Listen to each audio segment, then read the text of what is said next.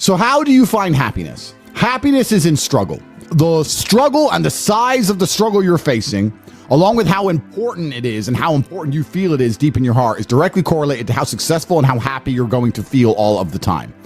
Struggle is extremely important for a man, and you should be looking to inject struggle into your life permanently.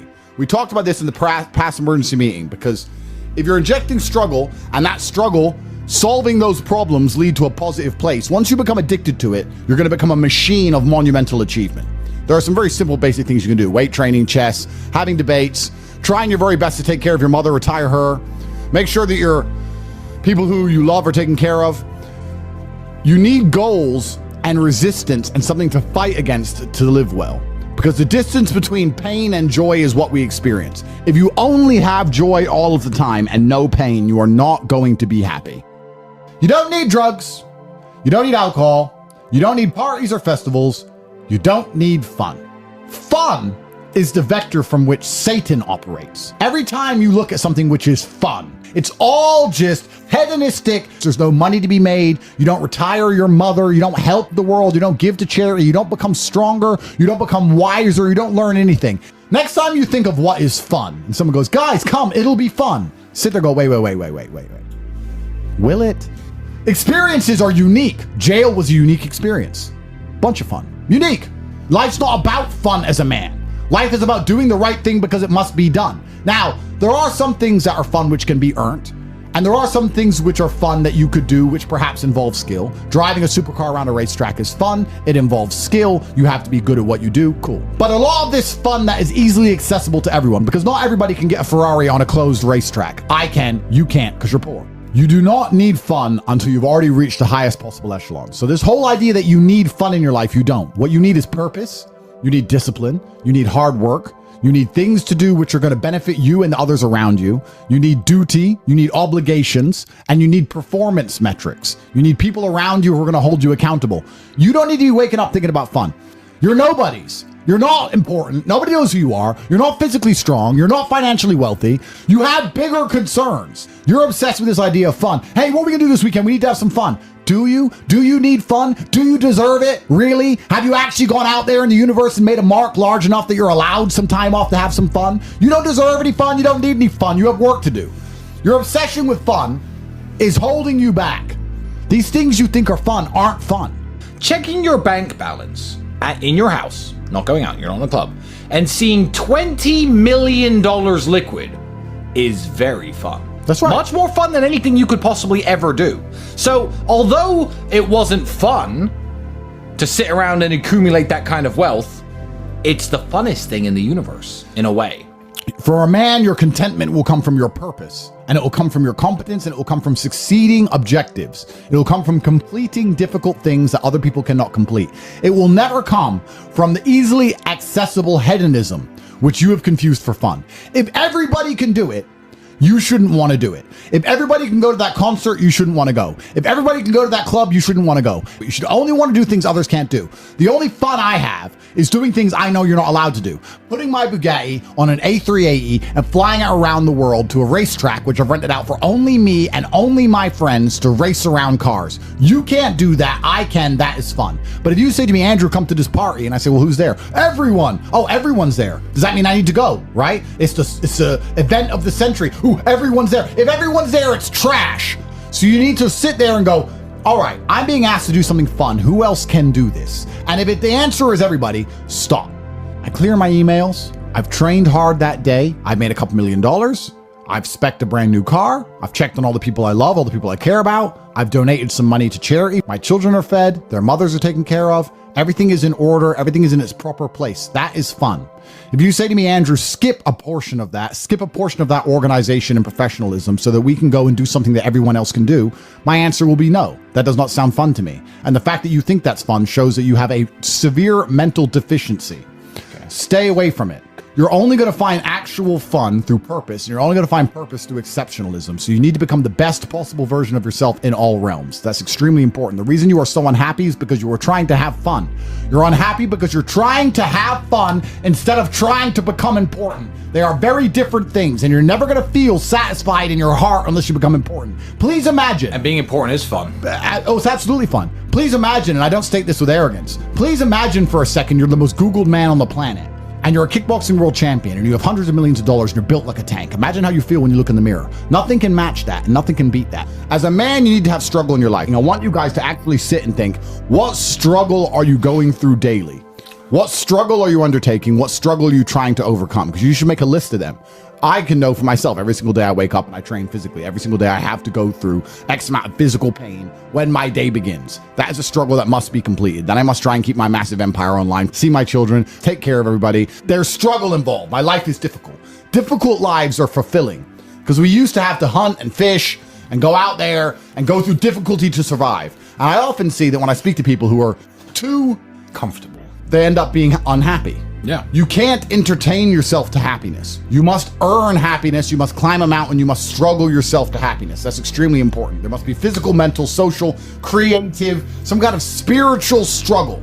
And those things being satisfied is what's going to satisfy you. It's like Bitcoin. Bitcoin's a mathematical equation. You solve the equation, you get a Bitcoin. Life is very much the same. There's struggles, there's difficulties which you have undertaken, which you have adopted to try and complete. And when you finish those things, then you get satisfaction as a reward. That's the Bitcoin. The only other alternative to that, to feel good, is hedonism, which is drugs and alcohol. And that's not going to satisfy you for very long. And it's also going to destroy your life. So it's extremely important. This is actually why people are addicted to video games. Young men are addicted to video games because it mimics virtually what they ought to be doing in the real world. Yeah. Effort in to upgrade their character, to become a better version of themselves so they can do better things than they could previously do and explore new areas of the map. The areas of the map, which are Bugatti convention, flying there on a private jet to sit with billionaires. The Grand Casino Monaco is a cool area of the map that you have not unlocked yet, but it's great. Which requires you to upgrade your character as a person. You understand this in video games, and you do it in video games because it's very interesting to do. However, you don't want to do it in the real world. But in the real world, it's so much more rewarding. And I actually going to argue that we're living in one of the final periods where that's true. I'd say in a few generations, who you are and who your physical body is may not matter nearly as much. No, but it does matter today. A lot. Exactly. So that's why you should enjoy it while you can. Yeah. So you need to pick the low-hanging fruit first. And the starting block to all of these things is your body. I believe if you lift, stretch, move, improve your body, try and train MMA, learn how to fight, get stronger, get bigger muscles, it's a fast track to self-discipline, which will carry over into all other endeavors. And I would argue that is nearly impossible. In fact, how many people can say the gym saved their life? How many people do you know were depressed, started training, got in fantastic shape, and weren't depressed anymore? It is very easy. The low-hanging fruit is your body and upgrading your body. That is the easiest struggle, which is never going to backfire on you and never going to be a negative towards any other facet of your life. And when I look at men who are physical specimens, I think everyone naturally does this, but I'm going to openly say it. I respect them differently than I look at men who aren't. I have a different level of respect for them because they show me they have discipline. They show me they have motivation. They show me they're capable of doing difficult and hard things. Those are the kind of people I trust. They're not afraid of struggle. They're problem solvers. People who train are problem solvers, and you need to become one. And you need to become very, very adept at solving problems pretty quickly.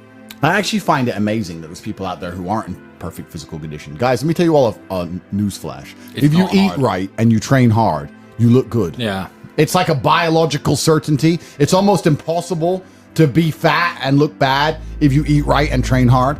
Your body will react and give you exactly what you want. So why don't you all look like superheroes? Do you not understand how intimidating that is just when they look at a group of people and they all look like superheroes and they can tell they're all disciplined, all hardworking, all dedicated, all physically strong? The struggle is what's beautiful about it. That's the most important thing. That's what you have to understand. Yeah, because no matter how rich you are, no matter how smart you are, no matter what family you're born into, you can only get into shape the same way as everybody else. So you could be Mark Zuckerberg, who's now in shape and he's a billionaire, but you can't say, oh, he bought it. He didn't buy it. He's just in great shape because he earned it, like everyone else. You can be flat broke or rich as fuck. If you're in good shape, you had to earn it. It's as simple as that. So yeah, it says a lot about who you are as a person. First, you want to become as strong as physically possible. So you want to be as strong as physically possible. Next, you want to try and make as much money as possible. Not even necessarily for the money, although money is extremely important, so it allows you to take care of yourself. We talked about this before, but there's a challenge involved, and solving that challenge is going to make you feel more satisfied as a human. Happiness comes from success, and making money is success. You should try and make people around you smile and be happy. You should try and encourage positivity around you. You should be the kind of person that no one can really complain about their struggles around, because they know that you're the person who's going to be like, why are you complaining when you could just simply fix it?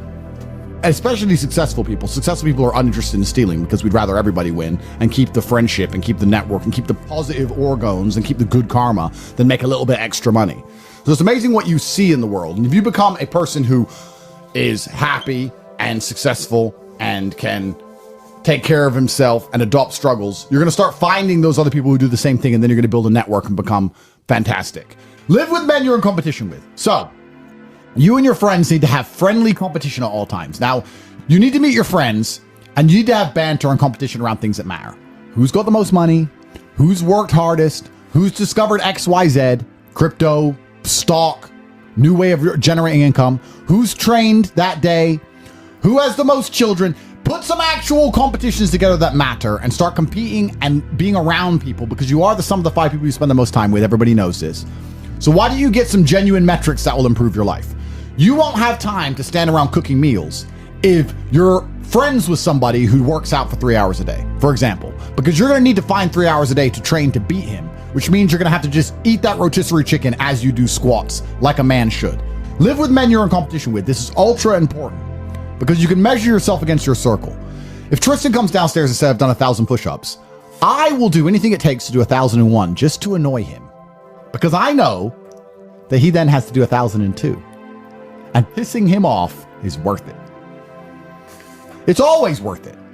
And that's why you need to have that kind of competition. Get your act together, get some genuine metrics, things that matter, and once they're all put together, you're going to live in a naturally competitive environment, which is going to increase your testosterone level. It's going to prevent you from doing a lot of dumb shit. And the competition one's great, because you can apply it to everything. There are a lot of people who are going to get, kicked in the nuts and take a fall, and they're going to let it beat them down. Andrew's lost very important kickboxing matches. Did he quit fighting then? Did I quit fighting when I got my ass kicked a couple times? No, you don't. You just have to continue, because in life, there are only winners and losers. There are no participation trophies. There's no, stickers and everyone's invited to have a good time. Life is hard, and everyone in life is actually trying to play the same game. If you're a sportsman, there's a small pool of people who compete at kickboxing, professional soccer, and the bigger the pool is, the more difficult it is. Well, life is the only game where every single one of us 8.1 billion people is trying to play the exact same game. And the same game is, there's only so much money in the world. There's only so many resources. There's only so much happiness. I'm going to try to provide for my family as best as I can. And whether people say money's not important or is important, everyone's part of this game. So winning is very difficult. And you have to keep trying when you get kicked and you fall down. And that's the advice I give to every young man who listens to me. People are afraid of accepting there's a problem, because then they know they have a responsibility towards fixing it. Yeah. And they don't want to do anything, one, because they're lazy, and two, because they're afraid they might lose. So they'd rather pretend there's no problem at all. And I think I often say to people in a lot of my videos about a lot of other subjects that it's not always the winning and the losing. It's the fighting in the first place. And there's plenty of men in history you remember who ended up losing in the end. Napoleon, for example, who still fought, which is why they mattered. It's not, if you're only going to fight when you're guaranteed to win, then no bravery is required. And you have to fight so that you can look back on your life and feel happy that you tried to do something when you knew it was going on before it was too late. Forget about the winning and losing for now. Focus on the fight. You must wait for the moment when the opponent's mind is scattered and strike without hesitation. If you do not overcome your tendency to give up so easily, your life will lead to nothing. Objectify your demons so you control them instead of them controlling you. Fear is a reaction. Courage is a decision. You have to train your mind to be stronger than your emotions, especially your impulses, or else you're going to lose yourself. You will only be found by the devil once you are lost, and he will lead you to hell. Most of the important things in the world have been accomplished by men who kept fighting when there seemed to be no hope at all. I think it's a good motto, perhaps, for life, for everyone who's watching this. I heard it during a boxing match, and I think it was between Evander Holyfield against some guy who's not nearly as well known. And Holyfield was losing, and then he starts swinging, hitting the guy. And the commentator said, "Suddenly the champion returns with initiative and vengeance." That's a good slogan for life. You should wake up, look in the mirror, and say, "Suddenly the champion returns with initiative and vengeance." That's a good way to start your day every single day. Yeah, it is. Initiative and vengeance to become the best possible version of yourself. It's very important. And this is the last piece of advice I want to give to people at home. A lot of people go through life with a very average attitude and they wait for their one big break. But you have to build your big break. And you're going to do that with 1,000 tiny victories.